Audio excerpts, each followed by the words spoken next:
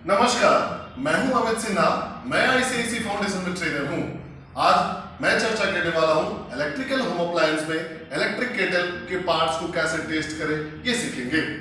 पिछले वीडियो में हम लोग देखे हैं कि इलेक्ट्रिक केटल में कौन कौन से पार्ट्स होते हैं और वो पार्ट कैसे काम करता है इलेक्ट्रिक केटल के लिए। तो चलिए हम लोग सीखेंगे कि उन इलेक्ट्रिकल पार्ट को कैसे टेस्ट किया जाए जो कि इलेक्ट्रिकल केटल में होता है। आप यहाँ पर देख पा रहे हैं पावर केबल है और मैं आपको बताया था इसी पावर केबल जो एसी सप्लाई में लगा होगा यहाँ बेस पावर पे आएगा। आपको एक मेजरिंग इंस्ट्रूमेंट चाहिए होगा। मेजरिंग इंस्ट्रूमेंट के रूप में हम लोग डिजिटल मल्टीमीटर का मदद ले रहे हैं। नॉर्मल और सबसे सेफ और सबसे आसान तरीका है कि डिजिटल मल्टीमीटर के इस पॉइंट पे एरो को ले जाएं जहां स्पीकर का सिंबल है, क्योंकि यहां से आप कंटिन्यूटी टेस्ट कर पाते हैं। आपको क्या करना है, एक पॉइंट इस पावर कॉर्ड का लेना है और चेक करना है कि आ रहा है या नहीं कंटिन्यूटी। देखिए एक पॉइंट पे आपको कोई आवाज नहीं आ रही है।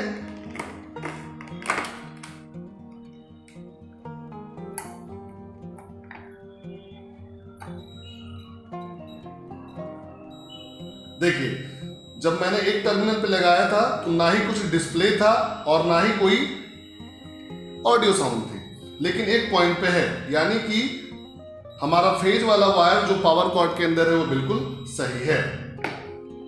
अब हम लोग दूसरे टर्मिनल को चेक करेंगे।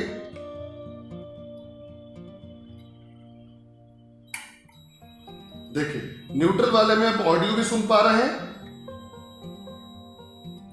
तो यानी कि न्यूट्रल जो पावर कॉर्ड में है वो भी सही है। लेकिन एक बार फिर से चेक कर ले शॉर्ट, देखिए फेज में ये नहीं आया, यानी कि एक टर्मिनल एक बार ही आवाज करेगा और ऐसा अगर हुआ तो हमारा पावर केबल सही है। अब इसे हम लोग यहाँ रख देते हैं।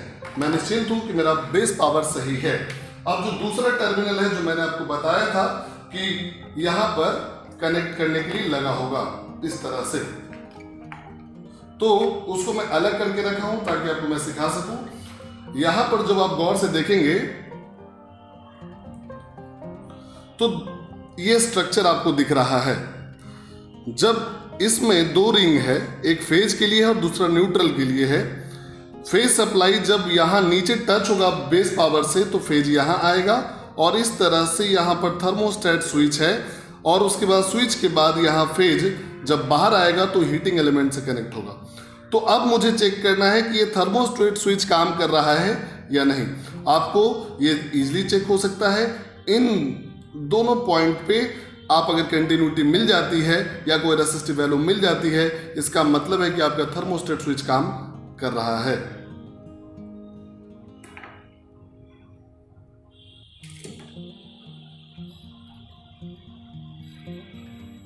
आप सुन पा रहे हैं ऑडियो आ रहा है, बीपिंग साउंड है डिजिटल मल्टीमीटर से।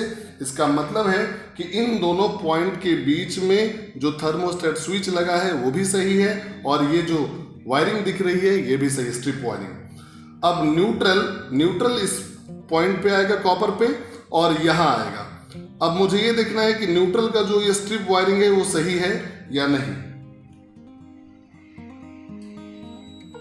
न्यूट्रल के लिए भी आप देख पा रहे हैं ऑडियो साउंड आ रहा है और रीडिंग भी चेंज हो गई है, 1 नहीं है, कुछ वेरिएशन हो रहा है। इसका मतलब हमारा ये जो कनेक्टिंग पॉइंट था बेस पावर से वो भी सही है। अब हम चलते हैं अपने अगले पार्ट के बारे में जो कि इलेक्ट्रिकल है, वो है हीटिंग एलिमेंट। हीटिंग एलिमेंट को कैसे चेक किया जाता है, इनको सीरीज में कनेक्ट है तो आपको इस तरह से लगाना है। आप गौर से देखिए डिजिटल मल्टीमीटर पे कोई भी रीडिंग नहीं है, 1 है। 1 का मतलब अनडिफाइंड वैल्यू है। इसके बीच में हीटिंग एलिमेंट कहीं टूटा है तो आप समझ पा रहे हैं कि ये हीटिंग एलिमेंट खराब है, ना ही कंटिन्यूटी में कोई आवाज आ रही है। तो हम बिल्कुल सुनिश्चित हैं कि हीटिंग एलिमेंट हमारा खराब है। एक फिजिकल वेरिफिकेशन भी आप हीटिंग एलिमेंट का कर सकते हैं। आप जब गौर से देखेंगे तो यहां देखिए ये जो आपको डायमीटर दिख रहा है, लेकिन यहाँ की डायमीटर थोड़ा सा खराब हो चुका है। तो लुक वाइज भी आप इसको वेरीफाई कर रहे हैं कि ये ठीक नहीं है, यहाँ पर कुछ डैमेज हुआ है।